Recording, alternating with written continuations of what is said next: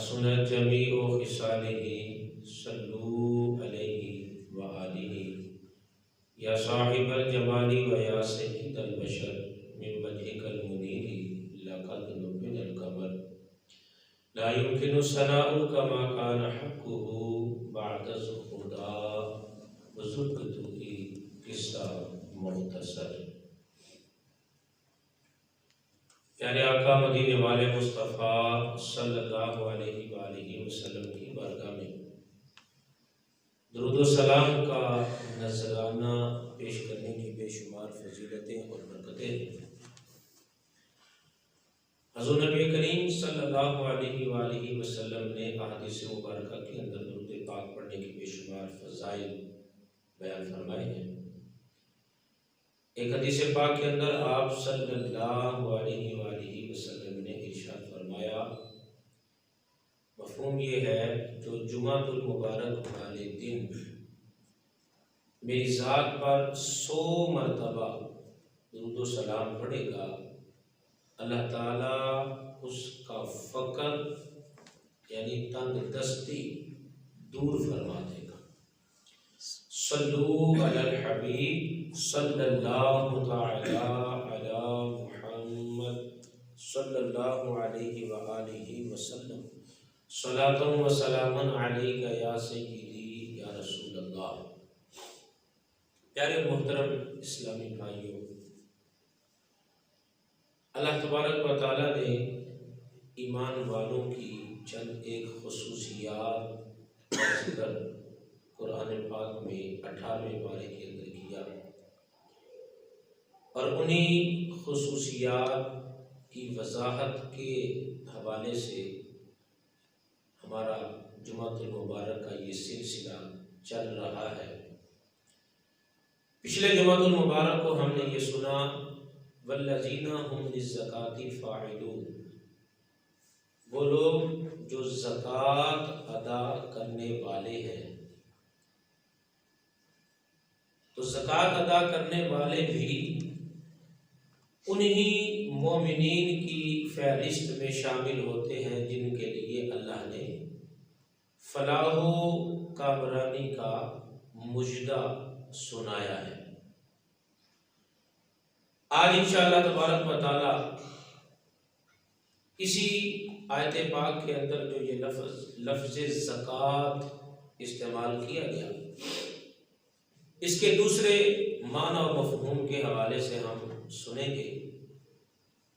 اللہ تبارک و تعالی ہمیں یہ سن کر اور اسے اپنی سماعتوں میں اور پھر اپنے دلوں میں بٹھا کر اس پر عمل کر کے اپنے آپ کو سنوارنے کی توفیق عطا فرمائے۔ والذین هم للزکاۃ فاعلون، اس کا ایک تو مشہور و معروف معنی یعنی اپنے مال کی زکوٰۃ ادا کرنا، یہاں یہ بیان کیا گیا، اور اسی کا ایک دوسرا مطلب جو علماء نے بیان کیا وہ ہے تزکیہ نفس، اپنے نفس کو، اپنے باطن کو ہر قسم کی آلودگی سے پاک کرنے کے لیے کوشش کرنا۔ معنی یہ بنے گا والذین هم للزکاۃ فاعلون، وہ جو اپنے نفس کو پاک کرنے کے لیے کوشش کرنے والے ہیں۔ اور یہ وہ مومن ہیں کہ جنہیں اللہ تبارک و تعالی یہ خوشخبری دیتا ہے کہ یہ کامیاب ایمان والے ہیں۔ اب یہاں نفس کو پاک کرنا، باطن کو پاک کرنا ہر قسم کی گندگی سے، آلودگی سے، گناہوں سے، برے اخلاق سے، برے خیالات، برے تصورات سے، یہ سارے اس کے مفہوم کے اندر داخل ہوں گے۔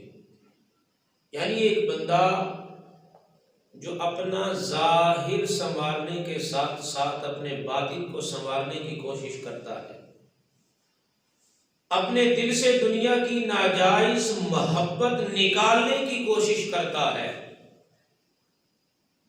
اپنے آپ کو گناہوں والی زندگی سے بچانے کی کوشش کرتا ہے،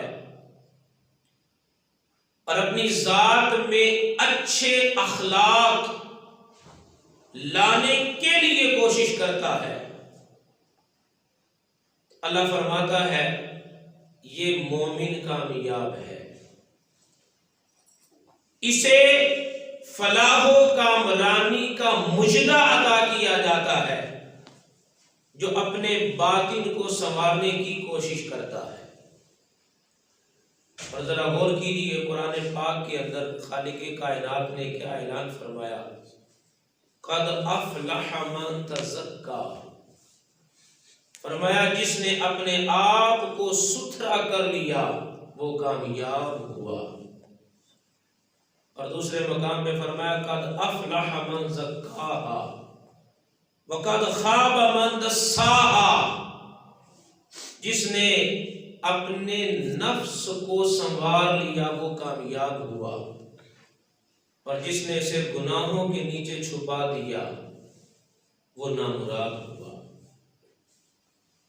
اور ذرا غور کیجئے اس میں ہمارے لیے کتنا زیادہ تقوی والے، انبیاء میں سب سے زیادہ تقوی والے، سب سے زیادہ پاکیزہ نفس والے، وہ ہمیں سکھانے کے لیے، ہمیں تعلیم دینے کے لیے رب کی بارگاہ میں سوال کرتے ہیں، التجا کرتے ہیں، گویا ہمیں یہ سبق دیا جا رہا ہے کہ اے میرا کلمہ پڑھنے والوں، مجھ پہ ایمان لے کر آنے والوں، اگر قیامت والے دن کامیاب ہونا چاہتے ہو، رب کی بارگاہ میں سرخرو ہونا چاہتے ہو، تو اپنے نفس کو پاک کرنا ہے، برے اخلاق سے پاک کرنا ہے، بری عادتوں سے پاک کرنا ہے، تقوی اختیار کرنا ہے، پرہیزگاری اختیار کرنی ہے۔ اور جب یہ کام تم نے کر لیا، پرہیزگار بن گئے، اپنے نفس سے بری خواہشات کو نکال دیا، برے خیالات کو نکال دیا، دنیا کی محبت کو نکال دیا، تو رب تعالیٰ تمہیں کامیابی کی خوشخبری دے رہا ہے۔ اگر تم نے یہ کیا تو اب ہوگا کیا، قد افلح المؤمنون، کامیاب ہونے والوں کی فہرست میں تمہارا نام بھی آ جائے گا۔ اب یہاں ایک بات جو ضروری سمجھنے والی ہے، بعض اوقات انسان اچھے اخلاق اپنا لیتا ہے، لیکن یہاں ایک ضروری بات جو سمجھنے والی ہے، اچھے اخلاق بھی اپنانے ہیں، اور اچھے اخلاق سے اپنے آپ کو مزین کر کے جو کامیابی لینی ہے، اس کے اندر ایمان شرط ہے، ایمان شرط ہے۔ ایک بندہ ظاہری طور پر بڑا اچھا سلوک کرتا ہے دوسروں کے ساتھ، غریبوں کی مدد کرتا ہے، فقراء سے حسن سلوک کرتا ہے، یتیموں کا بڑا درد رکھنے والا ہے، اور فلاح و بہبود کے بڑے کام کرتا ہے۔ اب ظاہری اعتبار سے دیکھا جائے تو یہ اچھے اخلاق ہیں، لوگوں کی مدد کرنا، غریبوں کی مدد کرنا، اچھے انداز سے بات کرنا، لیکن رب کی بارگاہ میں کامیابی کے لیے شرط ہے۔ رب فرماتا ہے قد افلح المؤمنون، ایمان والے کامیاب ہیں۔ یعنی ایمان کے ساتھ جب اچھے اخلاق اپناؤ گے، ایمان کے ساتھ جب بری عادتوں سے بچو گے، تو اس وقت تمہاری یہ محنت کامیاب ہوگی، تمہیں جنت عطا کی جائے گی۔ آج دنیا کے اندر ہم یہ دیکھتے ہیں، اور سوشل میڈیا کے اوپر اور دیگر جو ذرائع ہیں بات پہنچانے کے،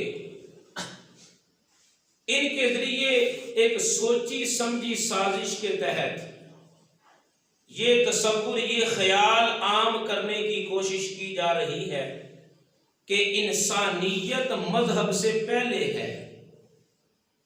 اس بات کو سمجھیے گا ذرا، انسانیت، ایک انسان ہونے کے ناطے کسی کو برا نہ کہنا، اسے اچھا سلوک کرنا، اس کی عزت کرنا، اس کا خیال کرنا، اس کے حقوق کا خیال رکھنا، وہ اگر اپنی مرضی سے جو کرتا ہے اسے برا نہ کہنا، دوسرے الفاظ میں آزادی رائے کہہ لیں، وہ جو مرضی کرتا پھرے۔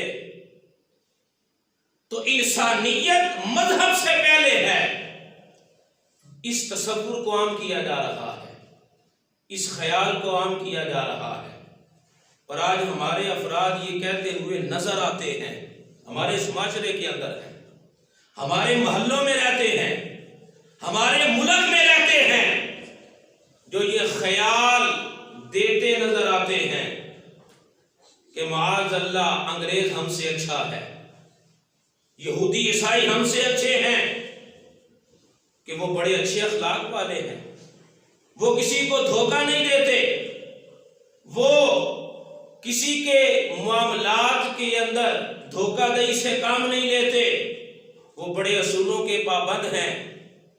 تو بات یہ ہے، اگر کوئی بندہ ظاہری طور پر اپنے آپ کو ان اخلاق سے مزین کر لیتا ہے تو یہ دنیا کی حد تک ہے، اسے کامیابی کا معیار نہیں کہا جائے گا، اسے کامیابی تصور نہیں کیا جائے گا۔ ہم جسے کامیابی سمجھتے ہیں وہ رب کے نزدیک بھی کامیابی ہو ایسا نہیں ہے، اور ہمارے اس معاشرے کے اندر ایسے لوگ بھی رہتے ہیں جو یہ بات ماننے کو تیار ہی نہیں۔ دنیاوی طور پر ہم جنہیں پڑھا لکھا کہتے ہیں نا، ایک ایسا ہی شخص ہمارے قریبی رہنے والا ہے، اس کا بھائی، اس نے کافی زیادہ دنیاوی تعلیم حاصل کی، یہ میں خود اپنا مشاہدہ آپ کو سنا رہا ہوں۔ ایک دن اس کا بھائی مجھ سے آ کر سوال کرنے لگا، اگر ایک شخص، اس نے اسلام کا کلمہ نہیں پڑھا، مسلمان نہیں، لیکن وہ غریبوں کی مدد کرتا ہے اور لاکھوں ڈالر یہ وہ غریبوں کی مدد کے لیے خرچ کرتا ہے، اس کی بنائی ہوئی دوائی سے، ویکسین سے لاکھوں کروڑوں لوگوں کا علاج ہوتا ہے، تو کیا اس آخرت میں کوئی فائدہ نہیں ہوگا؟ تو میں نے عرض کی، اگر وہ ایمان والا ہے تو اسے فائدہ ہوگا، اگر ایمان والا نہیں تو اس کے یہ سارے معاملات یہ دنیا تک ہیں، اس کے وہ اعمال آخرت میں کوئی فائدہ نہ دیں گے جب تک ایمان نہیں لے کر آئے گا، خدا کو نہیں مانے گا، اس کے ساتھ کسی کو شریک نہ ٹھہرائے، اور محمد عربی کو نبی بھی مانے، آخری نبی بھی مانے، اسلام لے کر آئے، آخرت میں بھی کامیاب ہوگا۔ اس بندے نے جا کر اپنے بھائی سے بات کی، وہ بھائی کہتا ہے مجھے یہ بات سمجھ نہیں آتی، آپ اندازہ لگائیے ذرا، وہ کہتا ہے ایک بندے نے ویکسین تیار کی ہے، دوائی بنائی ہے، اس کی بنائی ہوئی دوائی سے لاکھوں لوگوں کا علاج ہوتا ہے، کروڑوں لوگوں کا علاج ہوتا ہے، تو اسے کوئی فائدہ نہیں۔ وہ کہتا ہے یہ بات میری سمجھ میں نہیں آتی، آپ غور کیجئے، دنیا تو پڑھ لکھ گئے لیکن یہ نہ سمجھا کہ رب کی بارگاہ میں کامیابی کے لیے ایمان ضروری ہے۔ آج ہم انسانیت کے نام پہ یہ کہتے ہیں کہ کسی کو برا نہ کہو، جس کا جو مرضی عقیدہ ہے وہ جو مرضی عقیدہ رکھے اس کو برا نہیں کہا جائے گا، نہیں نہیں، جو شریعت کے خلاف ہے اسے غلط کہا جائے گا، جو دین کے خلاف ہے اسے غلط کہا جائے گا، جو مذہب کے خلاف ہے اسے غلط کہا جائے گا، اور جو حق ہے اسے حق کہا جائے گا۔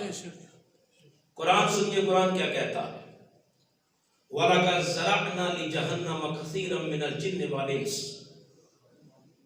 لَهُمْ قُلُوبٌ لَا يَفْقَهُونَ بِهَا وَلَهُمْ أَعْيُنٌ لَا يُبْصِرُونَ بِهَا وَلَهُمْ آذَانٌ لَا يَسْمَعُونَ بِهَا أُولَئِكَ كَالْأَنْعَامِ بَلْ هُمْ أَضَلُّ أُولَئِكَ هُمُ الْغَافِلُونَ۔ رب فرماتا ہے ہم نے کئی ایسے لوگ، جن اور انسان پیدا کیے ہیں جن کا ٹھکانہ جہنم ہے، جن کا ٹھکانہ جہنم ہے۔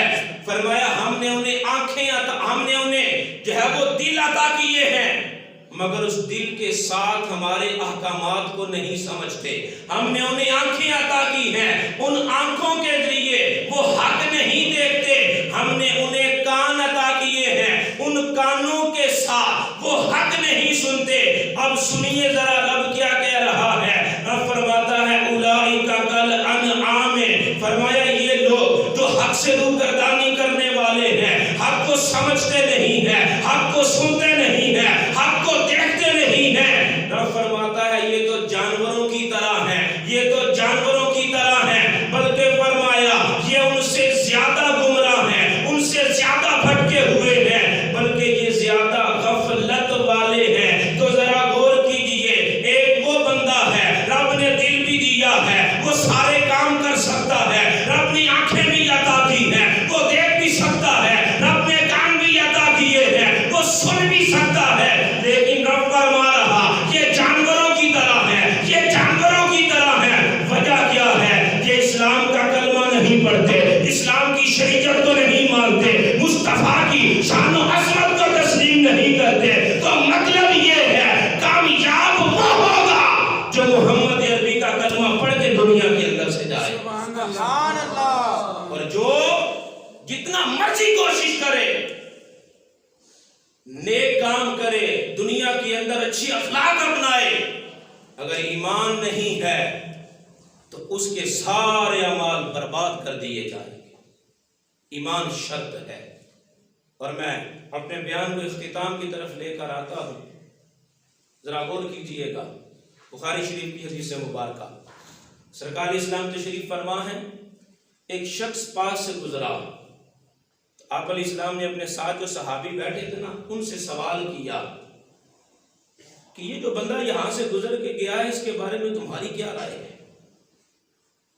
اب وہ بندہ مالدار تھا، پیسے والا تھا.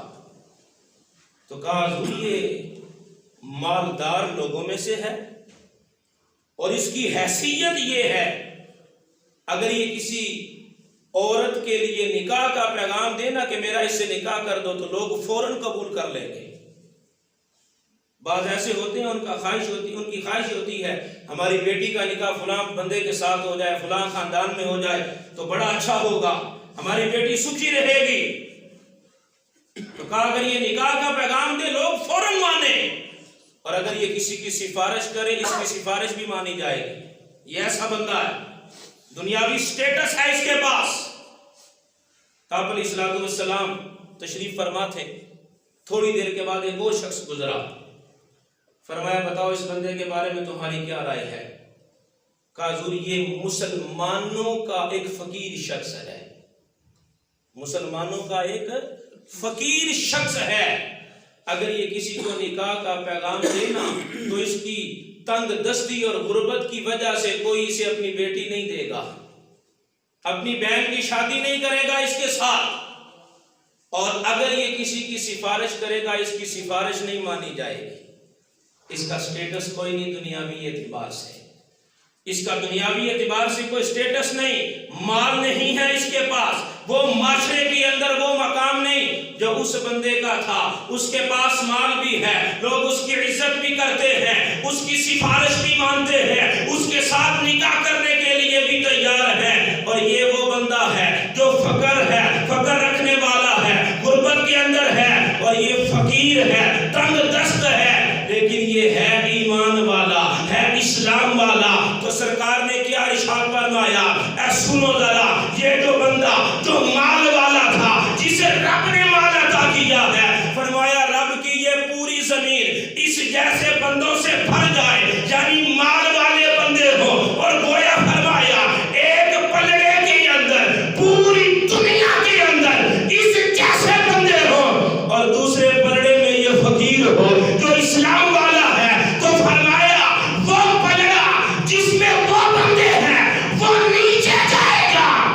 فقیر والا پلڑا بھاری، سبحان اللہ، یہ فقیر والا پلڑا بھاری ہوگا.